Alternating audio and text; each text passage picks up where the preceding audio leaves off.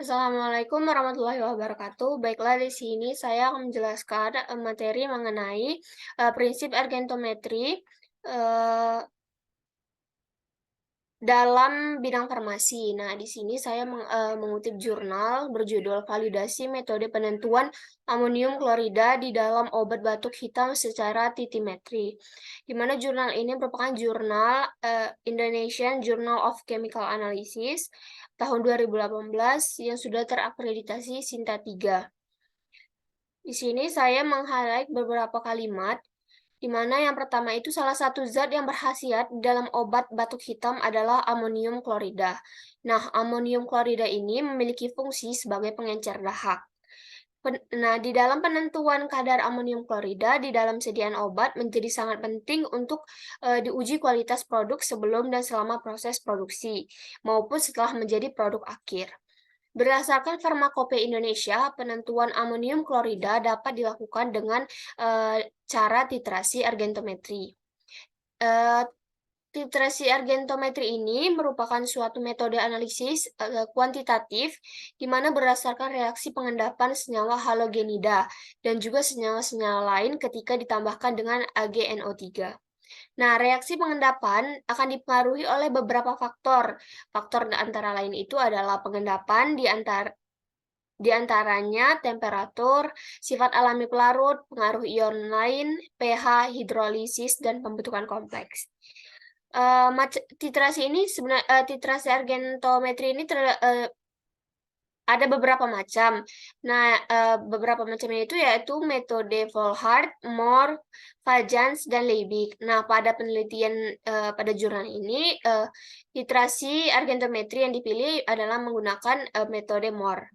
Karena selain cepat dan juga mudah, pH larutan sampel obat batuk hitam memiliki nilai pH sesuai dengan pH usus, yaitu sekitar 6, sehingga kandungan NH4Cl dapat ditentukan dengan menggunakan titrasi argentometri dengan metode Mohr.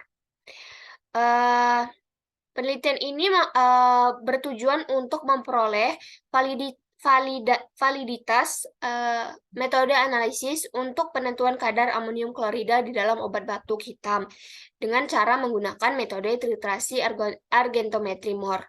Dengan parameter ujinya yaitu meliputi akurasi, presisi, linearitas, batas deteksi, dan estimasi ketidakpastian pengukuran. Nah, metode penelitian yang dilakukan pada jurnal ini adalah yang pertama melakukan prosedur kerja di mana yang pertama itu pembuatan larutan standar AgNO3 0,1 normalitas. Nah, kemudian standarisasi larutan AgNO3 0,1 normalitas. Nah, kemudian dilakukan pengujian uji akurasi, uji presisi, uji linearitas dan batas deteksi, lalu estimasi ketidakpastian pengukuran. Di sini saya hanya mengambil hasil dari penentuan akurasi. Hasil uji penentuan akurasi. Nah, standarisasi larutan AgNO3 0,1N. Larutan AgNO3 ini merupakan suatu larutan baku sekunder yang secara langsung tidak dapat diketahui kadar dan juga kestabilannya di dalam proses penimbangan, pelarutan, maupun penyimpanan. Nah, oleh karena itu perlu dilakukannya standarisasi. Nah, standarisasi larutan AgNO3 ini di dalam penelitian pada jurnal ini menggunakan NaCl. Nah, NaCl ini merupakan garam yang dapat bereaksi dengan larutan AgNO3 yang dapat membentuk endapan AgCl yang memiliki sifat sukar larut dan memiliki tingkat kemurnian tinggi, sehingga NaCl dapat digunakan untuk menstandarisasi larutan AgNO3.